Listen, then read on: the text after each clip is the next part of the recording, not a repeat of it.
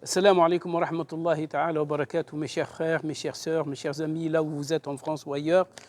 Je vous souhaite bon Ramadan. En fait, le mois de Ramadan est arrivé et le prophète sallallahu alayhi wa sallam, pour l'annoncer aux siens, il disait Ja'akumul mutahhar, le purificateur vous est venu. Donc, bienvenue à ce mois purificateur pendant lequel nous devons justement nous purifier. D'abord, se purifier au niveau des cœurs. Nos cœurs doivent se purifier des vils sentiments tels que la rancune, l'ostentation, la haine, la jalousie et bien d'autres, parce que malheureusement, ces sentiments pèsent lourd sur notre morale et sur notre équilibre mental et affectif. Ils freinent notre épanouissement, la tristesse et le dépassement et la dépression, la tristesse et la dépression risquent de nous envahir. S'en débarrasser aussi, c'est donner à notre cœur l'occasion de respirer, de jouir de la beauté de la vie et surtout de profiter des bienfaits d'Allah. Nos corps aussi doivent se purifier des vils excès qui nuisent à notre santé et se purifier aussi des impuretés que de la malbouffe que nous avalons à longueur de journée. Se purifier aussi du haram et de l'improprement acquis, parce que imaginez-vous que le Coran disait « Ceux qui mangent du haram ne font que mettre du feu dans leur ventre ». Quelle piètre image et quelle piètre destination. Notre volonté aussi doit se purifier dans ce mois-ci, doit se purifier de l'hésitation, du pessimisme, du défaitisme, car nous apprenons pendant ce mois à nous appuyer sur Allah Azza wa Jal et nous nous remettons à lui. C'est ce qu'on appelle le tawakkul, wa ma hasbunallahu wa ni'mal wakil. On vit de crise en crise aujourd'hui.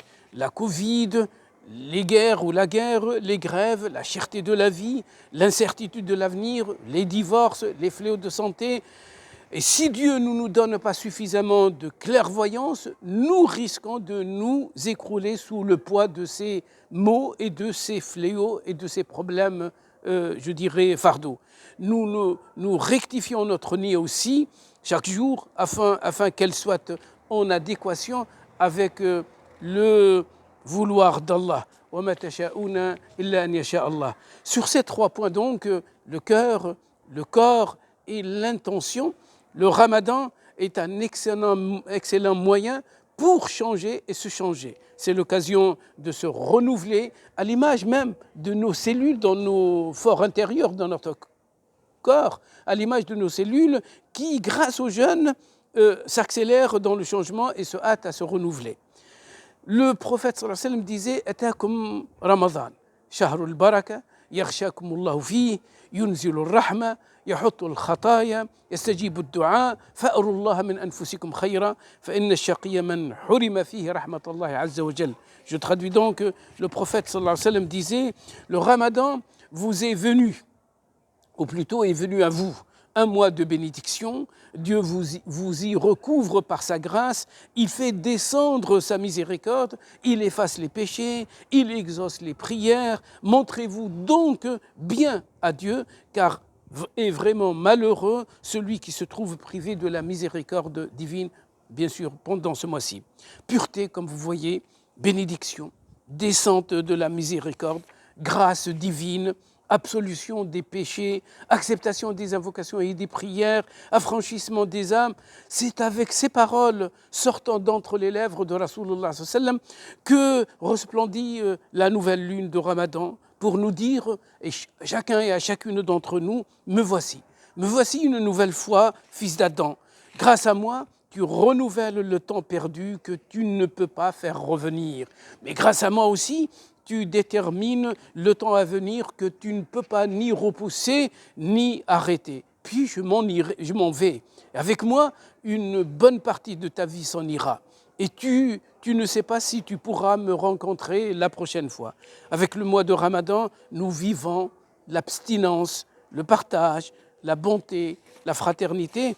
Nous sommes d'ailleurs plus sensibles à la condition humaine dans sa vulnérabilité, dans sa précarité, mais aussi dans sa sacralité.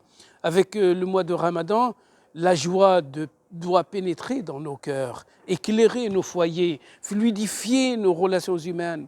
l'espoir doit jaillir en nous. Et avec Ramadan, il y a un chemin ascendant que nous gravissons, que nous montons. Le jeûne fait naître la vigilance. As-sawm yuwallidu al-muraqaba. Celle-ci débouche sur l'autocritique. Wal-muraqaba tuwallidu al-muhasaba. Et à son tour, elle donne naissance au rappel. Wal-muhasaba tuwallidu al-dhikr. Et on finit par la piété. Les pieux ont tous l'appui, ou plutôt ont tout l'appui d'Allah et sa guidance. Et donc, enfin, al-dhikru yuwallidu taqwa, et nous sommes dans un mois de taqwa, le mois de la piété par excellence. Quand nous sommes pieux, Rabbi subhanahu wa ta'ala est avec nous. Inna Allah ma'al muttaqin. Et donc nous serons plus à même de changer, de se changer. Et d'ailleurs, dans l'histoire musulmane, les grands projets, les grands progrès, les grands changements ont été réalisés et opérés pendant le mois de Ramadan. Vous n'avez qu'à lire, si je puis dire, l'histoire musulmane. Ramadan est la jonction entre le ciel et la terre, au cours duquel le Coran est descendu comme un guide pour les gens, comme des preuves claires de guidance et de clairvoyance. شهر رمضان الذي أنزل فيه القرآن هدى للناس وبينات من الهدى والفرقان. Ramadan est celui du Coran par excellence. On le récite individuellement, collectivement, dans les mosquées, dans les tarawih. C'est aussi le mois des sadaqat. Ramadan, c'est aussi le mois des visites mutuelles, des conciliations familiales et amicales. Ramadan, c'est aussi le mois du pardon et de l'affranchissement du feu. Ramadan, c'est le mois du respect du temps et de l'énergie. Il est aussi l'occasion de faire les bonnes œuvres, puisque les hasanat seront décuplés jusqu'à 700 fois ou plus. فاستبقوا الخيرات أينما تكونوا يأتي بكم الله جميعا إن الله على كل شيء قدير. Concourez donc dans les bonnes œuvres, où que vous soyez, Allah vous ramènera tous vers lui, car Allah est certes omnipotent. Indiquez le chemin à quelqu'un qui se sont égarés, c'est une bonne œuvre. Adorer correctement, sincèrement Dieu est une bonne œuvre. Apporter une solution aux problèmes de tes amis, des tiens, est une bonne œuvre. Bien éduquer ses enfants, c'est une bonne œuvre. Enseigner, apprendre aux autres est une bonne œuvre. Être généreux est une bonne œuvre. La bonne morale, c'est une bonne œuvre. Et le bon vivre et être fréquentable, c'est une bonne œuvre. Ne pas dire des obscénités et des violences verbales est une bonne œuvre. Participer à un projet de bienfaisance est une bonne œuvre. S'abstenir de tricher, de tromper, de mentir est une bonne œuvre. S'instruire et augmenter son savoir, c'est une bonne œuvre. Se rendre digne de la confiance, de l'amana des autres est une bonne œuvre. Voilà ce qui nous fait rapprocher d'Allah Azza wa Jal. Voilà les bonnes œuvres. Ce n'est pas une liste exhaustive, mais je laisse à votre imagination, à votre cœur de parler, à vous d'agir pour embellir votre Ramadan et pour que Ramadan embellisse vos cœurs. Merci.